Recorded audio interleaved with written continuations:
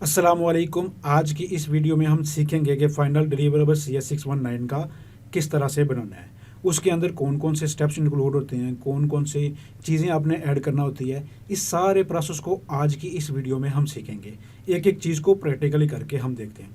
सबसे पहले हम देखते हैं कि फाइनल डिलीवरेबल में कौन कौन से पार्ट्स होते हैं जो आपने सबमिट करवाने होते हैं। सबसे पहला पार्ट होता है फाइनल रिपोर्ट का। फाइनल रिपोर्ट आपने बनानी होती है। फाइनल रिपोर्ट किस तरह से बनेगी? SRS और डिज़ाइन डॉक्यूमेंट दोनों को मिला के फाइनल रिपोर्ट बनती है। SRS और डिज़ाइन डॉक्यूमेंट ऑलरेडी आप बना चुके हैं, सबमिट करवा चुके हैं, ठीक है, सारा प्रोसेस हो चुका है। अब फाइनल रिपोर्ट की बारी है। फाइनल रिपोर्ट का टेम्पलेट आपको प्रोवाइड किया जाता है। अभी प्रैक्टिकली हम करके भी देखेंगे किस तरह का टेम्पलेट होता है, कहाँ पे कौन सी चीज़ उठा के ऐड करना होती है हमने, ठीक है। उन दोनों की डायग्राम्स, सारी इन्फॉर्मेशन को उठा के फाइनल रिपोर्ट में हम ऐड करके एक अच्छी सी फाइनल रिपोर्ट बना देंगे। ये हिस्सा मुकम्मल हो गया। उसके बाद नेक्स्ट स्टेप क्या है कि PPT स्लाइड्स बनानी होती हैं। PPT स्लाइड्स के अंदर क्या होता है कि SRS और डिज़ाइन डॉक्यूमेंट में से जो डायग्राम्स होती हैं उनको उठा के हमने PPT स्लाइड्स में ऐड करना होता है। इसका टेम्पलेट भी दिया गया होता है कि कहाँ पे कौन सी चीज़ आपने ऐड करनी है। ये प्रैक्टिकली अब करके भी देखेंगे अभी हम, ठीक है। ये दोनों पार्ट्स हो गए कंप्लीट। अब थर्ड पे क्या आता है कि फाइनल कोड अपने सबमिट करना होता है। एप्लीकेशन, जो भी एप्लीकेशन आपने बनाई है, कोई वेबसाइट आपने बनाई है, उसका पूरे का पूरा कोड जो होता है वो, और उसके साथ उसकी जो डाटाबेस आपने बनाई है वो, दोनों चीज़ें आपने सबमिट करना होती हैं। ये तीन चीज़ें आपके पास बन गई। इन तीनों चीज़ों को एक फ़ोल्डर में रखना है। फ़ोल्डर में रख के आपने उनको ज़िप फॉर्म में कंप्रेस करना है, और उस कंप्रेस्ड फॉर्म में जो फ़ोल्डर आपके पास बनेगा उसको, उस ज़िप फाइल को आपने LMS के ऊपर सबमिट करवा देना होता है। चलिए आइए प्रैक्टिकली हम इसकी एग्जांपल देखते हैं, ठीक है। यहाँ पे एक न्यू फोल्डर है। सबसे पहले मैंने उसका जो टेम्पलेट है उसको डाउनलोड करके ये इसको ओपन किया है। तो यहाँ पे हमें बता रहा है कि आपने फाइनल एप्लीकेशन किस तरह से जमा करानी है, ठीक है। Final application shall contain complete application code, जो भी मैंने आपको बताया, उसकी database and other important files. Other files कौन सी हैं? PPT स्लाइड्स और जो आपकी फाइनल रिपोर्ट है, ठीक है। चलिए ये नेक्स्ट देखते हैं हम, ठीक है। ये हमारे पास जो रिपोर्ट बनानी है आपने, उसका टेम्पलेट है, ठीक है।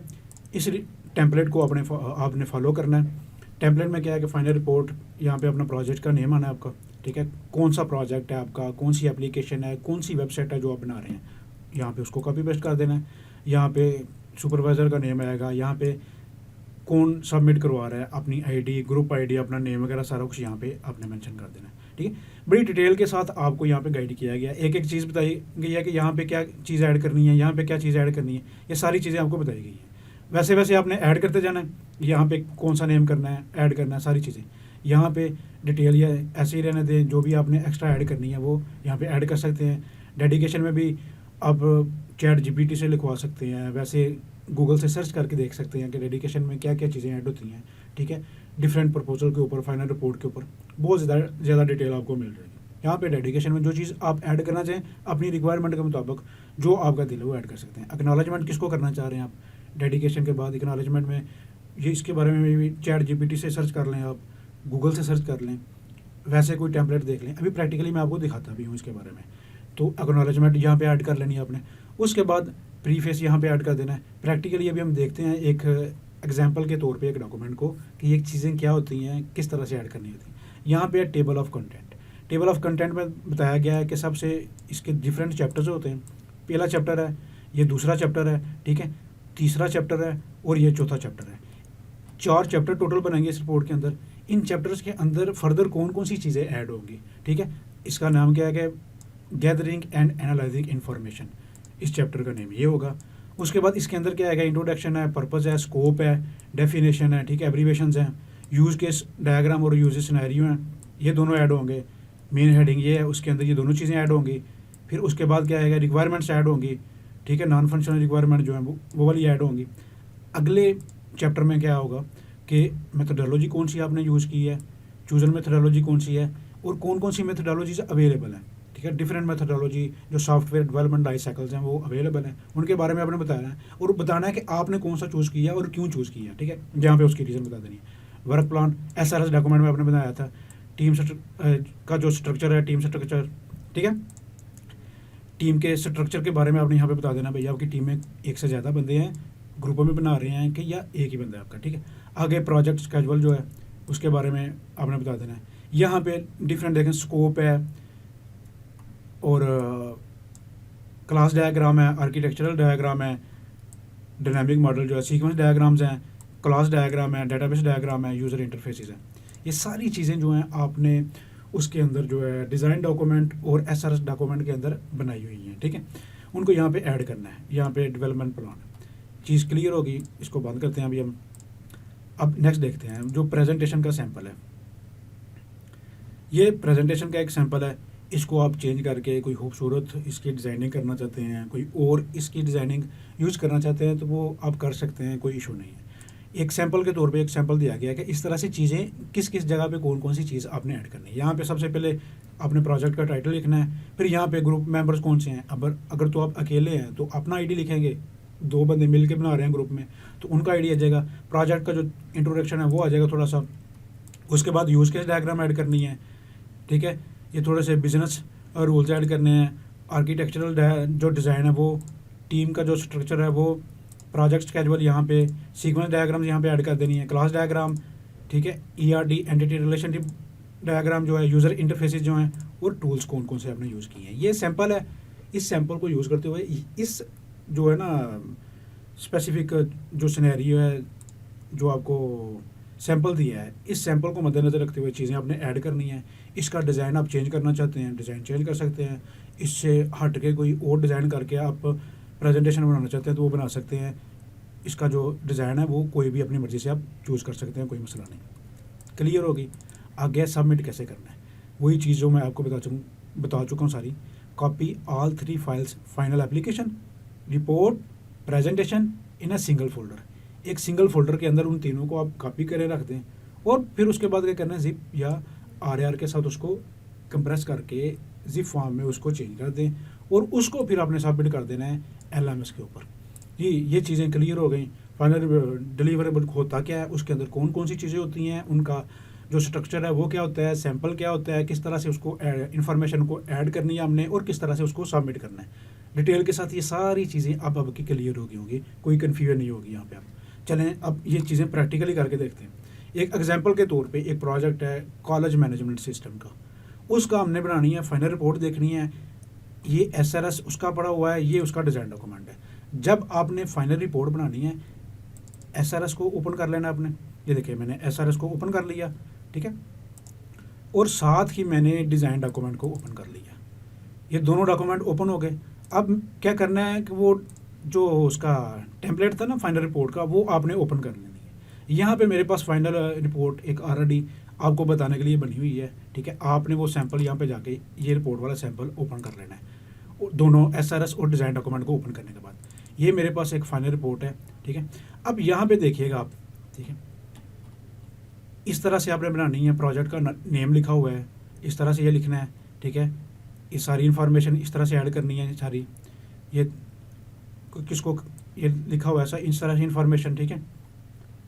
आगे डेडिकेशन क्या है, किसको करना है आपने, ठीक है। एक्नॉलेजमेंट किसको करना है, ये इन्फॉर्मेशन है। प्री फेज के बारे में इन्फॉर्मेशन है, ठीक है। अब यहाँ पे टेबल ऑफ कंटेंट वही है, सारी चीज़ें जो ऐड की गई हैं। टेबल ऑफ कंटेंट कैसे बनाना है ये भी अभी हम देखते हैं, ठीक है। जब आप इन्फॉर्मेशन को ऐड करते जाएंगे ना, वो एंड पे मैं आपको बताता हूँ कि टेबल ऑफ कंटेंट कैसे बनाना है। चलिए ये देखते हैं कि ये फाइनल रिपोर्ट के अंदर क्या क्या चीज़ें। पहला चैप्टर है ये, ठीक है। अब मेरे पास ये SRS डिज़ाइन डॉक्यूमेंट ओपन है। इन दोनों से चीज़ें उठा के मैंने यहाँ पे सारी ऐड की हैं, कुछ भी एक्स्ट्रा ऐड नहीं किया। सबसे पहले प्रोजेक्ट का इंट्रोडक्शन है, आपको पता है SRS के अंदर ये इंट्रोडक्शन मौजूद था। चले ये SRS डॉक्यूमेंट है, यहाँ पे देखते हैं। ये स्कोप, प्रोजेक्ट का इंट्रोडक्शन, जो भी है सारा कुछ, ठीक है, यहाँ पे अवेलेबल है। ठीक हो गया। अब उसके बाद पर्पस क्या था, इसका पर्पस क्यों बनाना है ये ऐड कर देना है। क्यों पर्पस था, ये क्यों बना रहे हैं आप, उसके बारे में। स्कोप के अंदर उसका स्कोप ऐड कर देना है। यहाँ पे इंट्रोडक्शन आ जाएगा, भाई इंट्रोडक्शन क्या है, मेन थोड़ा सा प्रोजेक्ट का और इस रिपोर्ट के रिलेटेड। ये स्कोप आ गया, प्रोजेक्ट का कौन कौन क्या स्कोप है, स्कोप को किस तरह से लिखवाना है। ये SRS का जब मैं बता रहा था उसके अंदर आपको मेरी डिटेल के साथ ये चीज़ मैं आपको समझा चुका हूँ, ठीक है। स्कोप ऐड कर देना है। अब यहाँ पे ये देखें यूज़ केस और यूजेज सिनेरियो, वो आ गया। यूज़ केस यहाँ पे डायग्राम है, ये देखें SRS डायग्राम जो है ना SRS डॉक्यूमेंट में, यहाँ से यूज़ केस डायग्राम जो है वो उठाई हुई है, उसको कॉपी पेस्ट कर दिया गया, ठीक है। यूज़ केस डायग्राम को यहाँ पे कॉपी कर दिया उठा के, आपको पता है ना एसआरएस डॉक्यूमेंट में ये यूज़ केस डायग्राम आपने बनाई थी। उसके बाद जाते हैं तो देखते हैं क्या जी, यूजर सिनेरियो। ये कहाँ से हैं? वही जो आपने एसआरएस डॉक्यूमेंट को अंदर बनाए हुए हैं, कॉपी करके यहाँ पे पेस्ट कर देना है। यहाँ पे सिर्फ उसकी हेडिंग वगैरह लिख देनी है, उसको सेट कर देना है। क्लियर हो गया, ये चीज़ भी आपकी क्लियर है। यहाँ पे आगे नेक्स्ट मूव करते हैं हम। यूजर सिनेरियो को छोड़ के ये सारे यूजर सिनेरियो, ठीक है। आगे है जी सप्लीमेंट्री रिक्वायरमेंट्स। उसके अंदर कौन सी आती हैं? जो नॉन फंक्शनल रिक्वायरमेंट होती है ना आपकी, ये भी एसआरएस के अंदर मौजूद हैं, आपने ऐड की हुई हैं। उठा के कॉपी पेस्ट कर देनी है। यहाँ पे उनकी नंबरिंग वगैरह या हेडिंग वगैरह आपने अच्छे से सेट कर लेनी है। ये चीज़ क्लियर। अब चैप्टर नंबर 2 पे आ जाना है। चैप्टर नंबर 2 पे क्या है कि मेथोडोलॉजी कौन सी यूज़ की है आपने, अवेलेबल मेथोडोलॉजी, जो मेथोडोलॉजीज़ कौन सी हैं सॉफ्टवेयर डेवलपमेंट लाइफ साइकिल जो है, इंटरनेट पे सर्च करेंगे आपको बड़ी डिटेल आसानी से मिल जाएगी। हर एक के अपने बेनिफिट हैं और अपने उनके डिसएडवांटेज हैं, प्रॉस एंड कॉन्स हैं, ठीक है। फ़ायदे भी हैं, नुकसान भी हैं। तो हर बंदा जो है ना अपनी रिक्वायरमेंट के मुताबिक कोई भी मेथोडोलॉजी यूज़ कर सकता है। तो इस तरह से सबको आपने लिख लेना है भाई, चूज़र मेथोडोलॉजी कौन सी हैं, ये वाली अवेलेबल है, ठीक है। आपने कौन सी चूज़ की है, व्यू प्रोसेस मेथड, ये भी वहाँ पे एसआरएस डॉक्यूमेंट के अंदर मौजूद है। ये रीज़न क्यों चूज़ की है वो लिख देनी है। वर्क प्लान वही एसआरएस के अंदर मौजूद है, ये बनाया हुआ है आपने, ठीक है। आगे जी प्रोजेक्ट का स्ट्रक्चर क्या है उसका, ठीक है। स्केजुअल क्या है, प्रोजेक्ट का स्केजुअल क्या है, सबमिशन कैलेंडर क्या है, कौन कौन सी डेट है जी, एसआरएस की डॉक्यूमेंट की कौन सी डेट थी, डिज़ाइन डॉक्यूमेंट की, टेस्ट फेज की, फाइनल जो डिलीवरेबल आपने सबमिट किया, ये सारा वो स्केजुअल सिंपल सा बना देना। आगे है डिज़ाइनिंग का प्रोजेक्ट। डिज़ाइन के अंदर क्या है, इसके नेम से आपको पता चल रहा है कि जो डिज़ाइन डॉक्यूमेंट आपने बनाया है उसकी जो डिटेल है यहाँ पे आएगी। डिज़ाइन डॉक्यूमेंट की इंट्रोडक्शन आ गया, पर्पस आ गया, ठीक है, स्कोप आ गया उसका। तो यहाँ पे एब्रीवेशंस कोई आपने यूज़ की हैं उसके अंदर, ठीक है, डेफिनेशन कोई यूज़ की हैं, उसके बारे में आप लिखना चाहें कोई जो भी अपनी मर्ज़ी से लिख सकते हैं अपने प्रोजेक्ट के मुताबिक। यहाँ पे आर्किटेक्चर जो डिज़ाइन है ये वाला, ये भी आपने डिज़ाइन डॉक्यूमेंट में बनाया हुआ है, ठीक है, 3 लेयर जो आर्किटेक्चर था। अब सीक्वेंस डायग्राम्स, ये भी आपने डिज़ाइन डॉक्यूमेंट के अंदर बनाई हुई हैं। ये सारी यहाँ पे सीक्वेंस डायग्राम एक एक उठा के एडिंग के साथ यहाँ पे ऐड कर देनी है आपने। सीक्वेंस डायग्राम के बाद क्या आ गया, क्लास डायग्राम, ठीक है, 7 नंबर उसका ऐड कर देना, क्लास डायग्राम यहाँ पे आ गई। अब यहाँ पे डेटाबेस डिज़ाइन है, ठीक है, जो डेटाबेस डिज़ाइन है डिज़ाइन डॉक्यूमेंट के अंदर मौजूद है।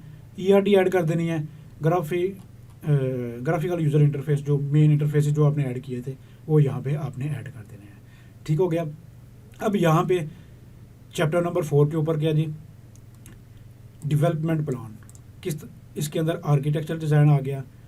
डेवलपमेंट प्लान जो आपने वो ऐड किया था उसके अंदर एसआरएस डॉक्यूमेंट के अंदर, याद है ना आपको, वही ऐड कर देना है। यहाँ पे रेफरेंसेस लिख देने हैं।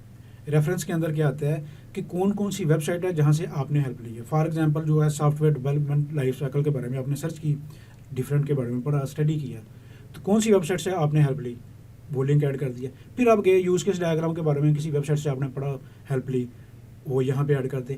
इस तरह से जिस जिस वेबसाइट पे आप गए हैं, जहाँ जहाँ से आपने हेल्प ली है, कोई स्टडी की है चीज़, रेफरेंस के तौर पे यहाँ पे उनको डाल दें, ताकि आप पता चल जाए कि ये रेफरेंस आपने यूज़ किया है, कि इन वेबसाइट पे गए हैं, या इन कोई बुक है, कोई आर्टिकल है, किसी भी चीज़ से आपने हेल्प ली है, रेफरेंस के अंदर उन सबको डाल देना है आपने। यहाँ पे एंड हो गया। कोई मुश्किल है, वही चीज़ें सारी कॉपी पेस्ट करनी है। अब एक चीज़ मैं थोड़ी सी आपको बता देता हूँ कि आपने वो टेबल ऑफ कंटेंट कैसे बनाना है, ये चीज़ आप सीख लें। फॉर एग्जांपल कोई भी चीज़ है, यहाँ पे मैं कुछ चीज़ें ऐड करता हूँ, यही चीज़ें हैं फॉर एग्जांपल, ठीक है, इनको मैं कॉपी पेस्ट कर लेता हूँ यहाँ पे। तो टेबल ऑफ कंटेंट कैसे बनना है, कोई भी चीज़ है ना जब आपने ऐड करनी है, आसानी के लिए मैं कोई चीज़ और ऐड करता हूँ यहाँ पे, यहाँ से, ठीक है, आपको बताने के लिए थोड़ी सी चीज़ें मैं ऐड करता हूँ, यही चीज़ें हैं, ठीक है। ये मैं कॉपी किया, पेस्ट किया, टेबल ऑफ कंटेंट कैसे बनता है। जो जो हेडिंग आप चाहते हैं ना आपके टेबल ऑफ कंटेंट में है, उसको आपने क्या करना है, सेलेक्ट करके यहाँ से हेडिंग 1 सेलेक्ट कर लेना है, ठीक है। तो ये मेन हेडिंग बन जाएगी। अगर आप चाहते हैं कि हेडिंग 2 सेलेक्ट करेंगे तो वो सेकंड हेडिंग बन जाएंगे, ठीक हो गया। ये हेडिंग 2 है, यहाँ पे चाहता हूँ मैं हेडिंग 2 बने, ये उसकी आगे हेडिंग 2 आ जाएगी। यहाँ पे मैं चाहता हूँ कि हेडिंग 1 बने, ठीक है। यहाँ पे मैं चाहता हूँ कि ये दोनों जो है ना उसके अंदर सब हेडिंग बने, ठीक हो गया। जिस इसको हेडिंग 1 करेंगे वो मेन हेडिंग बन जाएगी। अगर उसकी सब हेडिंग्स बनानी है तो वो आपने हेडिंग 2 सेलेक्ट कर लेनी। यहाँ पे लिखा हुआ ये देखें हेडिंग 2 है, ये हेडिंग 1 है, ठीक, क्लियर हो गया चीज़। सेलेक्ट कर ली पूरी डॉक्यूमेंट के अंदर, आपने मेन पेज के ऊपर आ जाना जहाँ पे आपने टेबल ऑफ कंटेंट बनाना है, ठीक है। उस पेज पे आ जाना। जब पूरे डॉक्यूमेंट को इस तरह से आप सेट कर लेंगे, हेडिंग 1 हेडिंग 2, फिर आपने क्या करना है, रेफरेंसेस पे जाना है। यहाँ पे लिखा हुआ है टेबल ऑफ कंटेंट। यहाँ पे जो भी सैंपल आपको अच्छा लगे उसको आप चूज़ कर लें। तो ये देखें टेबल ऑफ कंटेंट बन गया, पेज नंबर भी उसने ऐड कर दिए। अब यहाँ पे देख रहे हैं मैंने इसके ऊपर जाना है ना, इस पेज नंबर के ऊपर जाना है, आपने यहाँ पे माउस लेके जाना है, कंट्रोल प्रेस करके क्लिक करना है, तो उसके ऊपर ये देखिए मुझे ले जाएगा। ये टेबल ऑफ कंटेंट बन गया। कितना आसान है, कोई मुश्किल है कोई चीज़।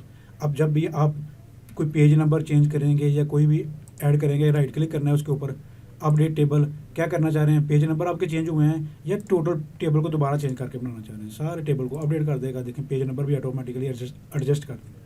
बनाना आ गया टेबल ऑफ कंटेंट। कोई मुश्किल है, कुछ भी नहीं मुश्किल, बहुत ही आसान है। ठीक है, ये तो आसानी से आपने सारी चीज़ें बना लेनी है। चलिए आइए अब मैं आपको दिखाता हूँ कि ये इसको मैं बंद कर रहा हूँ, बल्कि ओपन रहने देते हैं कि ये फाइनल प्रेजेंटेशन किस तरह से बनानी है। पीपीटी स्लाइड्स मैंने ओपन कर ली है, एक फाइनल प्रेजेंटेशन बनी हुई है यहाँ पे। ठीक है, इस तरह से ये देखें, इसका डिज़ाइन डिफरेंट है। आप कोई भी डिज़ाइन चूज़ कर सकते हैं। अब पीपीटी स्लाइड्स किस तरह से बनानी है, वही एसआरएस और डिज़ाइन डॉक्यूमेंट मेरे पास ऑलरेडी ओपन है। वहाँ से डायग्राम्स उठा के ये देखें इंट्रोडक्शन प्रोजेक्ट का यहाँ पे डाल दिया। उसके बाद क्या किया, वही जो प्रोसेस मॉडल यूज़ किया था मैंने, कौन सी मेथडोलॉजी यूज़ की थी, सिंपल वहाँ से एसआरएस डॉक्यूमेंट से उठाई, यहाँ पे फेंक दी। यूज़ केस डायग्राम वहाँ से उठाई, यहाँ पे फेंक दी। ठीक है, आगे चले, जो बिजनेस रूल्स हैं वो थोड़े से ऐड कर दिए। आर्किटेक्चरल डिज़ाइन जो है वही चीज़ें ऑलरेडी आपने अभी देखी हैं, वही उठा के मैं यहाँ पे रख रहा हूँ। ठीक है, ये प्रोजेक्ट का स्केजुअल है। ठीक है, सीक्वेंस डायग्राम्स बहुत ज़्यादा होती हैं, आपने 2 3 इतनी ऐड कर देनी है, इससे ज़्यादा नहीं ऐड करनी। एंटिटी रिलेशनशिप डायग्राम वही ERT डायग्राम, डेटाबेस डायग्राम, ये यूज़र इंटरफेसेस है। ठीक है, आगे कौन कौन से टूल्स यूज़ किए हैं उनकी इन्फॉर्मेशन ऐड कर दी, बस थैंक यू। इस तरह से प्रेजेंटेशन आपने बना लेनी है। फाइनल रिपोर्ट और फाइनल प्रेजेंटेशन आसानी से इस तरह से आपकी बन जाएगी। किसी भी किस्म का कोई भी प्रोजेक्ट है, डिज़ाइन डॉक्यूमेंट और एसआरएस डॉक्यूमेंट जब सबमिट हो जाएगा, ये सारी चीज़ें ऐसे करनी है। बाज़ का डिज़ाइन डॉक्यूमेंट और एसआरएस डॉक्यूमेंट है, वहाँ पे कमेंट्स दिए होते हैं, आपने उन कमेंट्स को देखना है। उनके अंदर जो चेंजेस आपको बताने के लिए कहा गया है उस चेंज को आपने कर लेना है, उसको आपकी जो मिस्टेक है उसको ठीक कर लेना है, और ठीक करके फिर फाइनल रिपोर्ट और जो फाइनल प्रेजेंटेशन है उसमें ऐड करना है। ठीक है, ये सारी चीज़ें अब आपकी क्लियर है। ठीक है, 2 फेज आज की इस वीडियो में हमने सीख ली हैं। फाइनल रिपोर्ट कैसे बनानी है, उसके अंदर क्या चीज़ें होती हैं, और फाइनल प्रेजेंटेशन क्या होती है। आने वाली वीडियो के अंदर इनके बारे में हम डिस्कस करेंगे। प्रेजेंटेशन को आपने देना कैसा है, किस तरह के क्वेश्चन पूछे जाएंगे, उनको आपने आंसर किस तरह से करना है, सारी चीज़ें कैसे सीखनी है, प्रेजेंटेशन देनी किस तरह से आपने, ये चीज़ सीखेंगे हम। और फाइनल कोड सारा किस तरह से सबमिट करवाना है, किस तरह से बनाना है, उसके अंदर प्रोजेक्ट को कस्टमाइज़ कैसे करके चेंज करके ये सारी चीज़ें कैसे ऐड करनी है, वो नेक्स्ट वीडियो में हम सीखेंगे।